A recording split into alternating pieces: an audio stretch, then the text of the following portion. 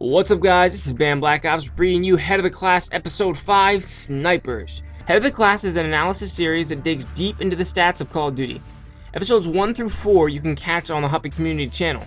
I've already covered assault rifles, SMGs, shotguns, and LMGs. Check the description for those videos if you want to check them out too. Some things I may cover in this episode will be easier to understand if you watch some of the previous episodes. In Head of the Class, I evaluate every gun, perk, killstreak, and attachment from Call of Duty Black Ops. To do this, I test out everything with tons of online play, as well as combat training for lag pre-testing. For the statistics, I completely ignore the in-game stats. For whatever reason, they are completely false. Instead, I use Den Kirson stats. If you aren't aware, Den's been opening up the stats for the Call of Duty games of the PC version for a long time, which are identical to the console versions. His stats are perfect. Check out his website in the description as well. So with that backstory, let's jump into Episode 5, Snipers.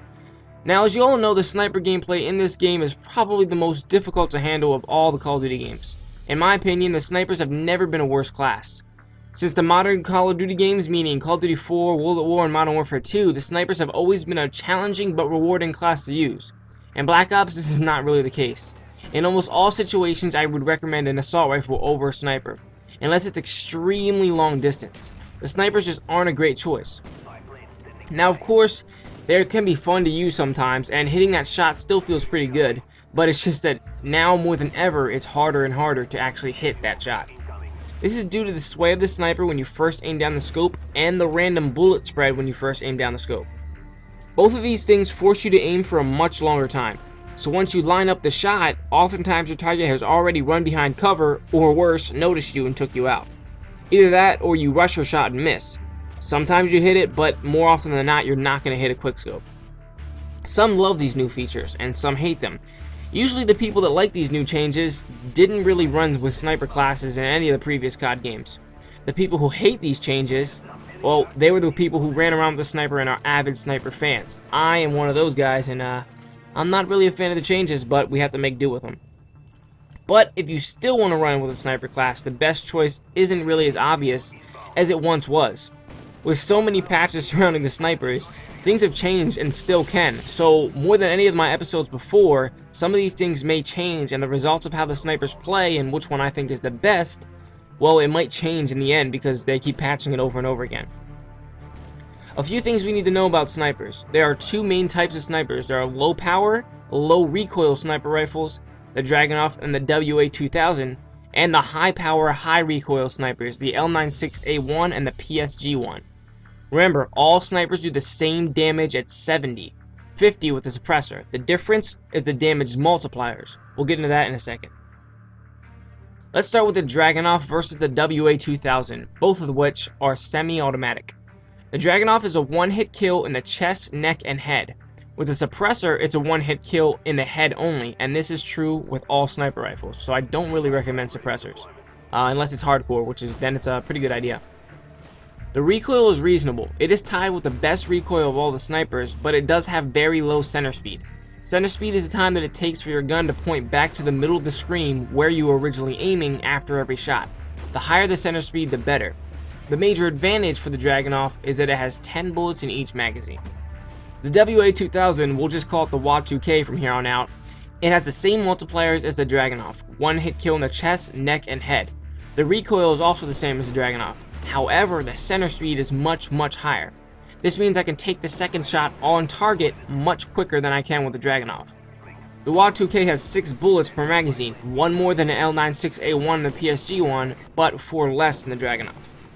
Next up, let's look at the high-power, high-recoil snipers, the L96A1 and the PSG-1. The L96A1 is a one-hit kill in the abdomen, chest, neck, head, and upper arm, from around the elbow and up. This means shoulder shots are one-hit kill, and this is not the case with most of the snipers in previous CoD games. So the L96A1 is technically the most powerful sniper in any Call of Duty game. Well, unless we want to include the M40 with the ACOG from CoD 4. The L96 has 5 bullets per clip. The L96 is a very hard recoil up and to the right. Of course, it's a bolt action sniper, so the first shot better be on target because you may not have a second shot. It seems like the bolt animation itself takes longer than in previous CoD games. I jammed this gun much more often than I did any other. By jamming, I mean that after I take the shot, I often start sprinting or toss a concussion grenade or something like that, and when I get ready to line up the next shot, I realize that I still haven't performed the actual bolt action animation. This can often get me killed. I often snipe in different Call of Duty games, and I use the M40 or intervention, and I don't jam it nearly as often, so I checked back at the fire rate statistics on Den Kirson's site for the 2 sniper rifles, and found that the M40 and intervention both had higher rounds per minute, higher fire rate, than the L96A1. Those stats prove that what I was feeling in the game is true. With the L96A1, it takes longer to take that second shot than with the M40 and intervention in CoD 4 and MW2 respectively. The PSG-1 is a semi-automatic sniper rifle. It's easy to compare this to the Barrett 50 cal. It's a one-hit kill in the abs, chest, neck, and head, not in the arms like the L96A1. The recoil is very similar to the L96. It's high and to the right. However, it's not quite as hard, and the center speed is very high. It's the best center speed of all the snipers. So your second shot can be lined up accurately quicker than with any other sniper. It also has 5 bullets per clip. It's probably the best sniper to run around with the ACOG due to its power and great center speed. So let's recap. Which low power, low recoil sniper is the best? They both have the same recoil stats, but the WA2K has much better center speed, making it the more accurate choice. The Dragunov does have 10 bullets per magazine, so you get a lot of ammo. However, for some reason, when you attach an ACOG to the Dragunov, the raise and drop time of the gun increases. What does this mean? It takes longer to switch to your secondaries, and it also takes longer to throw tactical grenades. This is a shame because although the ACOG Dragunov isn't really the most effective choice, it does seem like it could benefit from being more of a battle rifle instead of a sniper rifle. But alas, when you attach the ACOG to make the sniper a better mid-range and close-range gun, it forces you to be less effective at that range because tossing stuns and switching pistols takes a lot longer, and this is obviously very helpful for close quarters. In the end, the great accuracy allows the WA2K to outperform the Dragunov. The WA2K is the best in my opinion. One important thing to remember is that the WA2K cannot be used like the M21 EVR or WA2K from MW2. You can't use your trigger finger or cheat with a modded controller because Treyarch decided to put a cap on the fire rate of the snipers. So you can't spam the trigger like you could in previous CoD games, and this also goes for the PSG-1. Alright, what about the ones we actually care about? Which high power, high recoil sniper is the best option? When comparing these 2 snipers, there are 2 things to take into consideration. Do you want power or fire rate? The addition of the one-hit kill to the arm is a huge advantage for the L96A1. But with the PSG-1, you can take the second shot so much quicker if you missed or even got a hit marker on your first shot. I've always loved the feeling of bolt action snipers. Whether it's the best choice or not, the bolt action's always felt like the best sniper rifle in my hands. And this is true for many players, but in Black Ops, it's not the case for me. The L96, due to many changes to the snipers, it just doesn't feel right. The PSG-1's semi-auto powers and high center speed make it the best sniper in the game. It's got great power. Some may even say that the PSG-1 sways less when aiming down the scope. That's not the easiest thing to notice, and I don't tell a huge difference, but I think it is a valid point. So if you want to give sniping a go in Black Ops, try the PSG-1 with either ACOG, extended mags, or variable scope. As far as perk goes, Ghost, even though many of you hate it, is a good option. You're already at a disadvantage while using the sniper. Being invisible is very helpful. The second slot can be used for 3 things in my opinion. Either steady aim, because it can be very helpful for no scopes and close quarters. Sleight of hand for those quicker reloads. Remember the pro version won't allow you to zoom in faster with the snipers.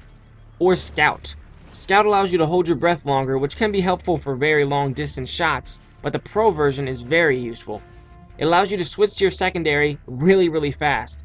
This is great for taking guys out with your pistols, or even picking up an assault rifle or something and being able to pull it out just as fast as a pistol. For the last perk, Ninja is the best option. Again, you don't want to make a lot of noise with the sniper. Your best option is catching enemies off guard, and Ninja is very helpful for that. So that is it for episode 5. I hope you guys enjoyed it. Make sure to comment below with your own thoughts on the snipers and the Head of the Class series. I will really appreciate it. If you like this video and haven't checked out the others yet, check the description below for those episodes. If you like my content, please check out my channel, youtube.com/banblackops. A lot of stuff similar to this. Thank you so much for watching, guys. I really hope you enjoyed it, and I hope it gave you some great tips for how to use a sniper a little bit more effectively in Call of Duty Black Ops. I'm glad I could finally get this episode out there because this sniper episode took a long time to make, and I had a lot of technical difficulties in between, so I'm glad I could finally get it to you guys. This does mark the final episode of Head of the Class for Call of Duty Black Ops, although I do plan on picking it up again for Modern Warfare 3, and hopefully I'll be able to cover all of the primaries as well as the secondaries and the equipment and perks and kill streaks and all that kind of stuff. So hopefully I'll be able to do the whole thing exactly what I wanted to do with Black Ops. I just got held back with some things. So hopefully this series will come back even better in Modern Warfare 3. Please stay tuned to that. Thank you so much for watching. I will see you all later.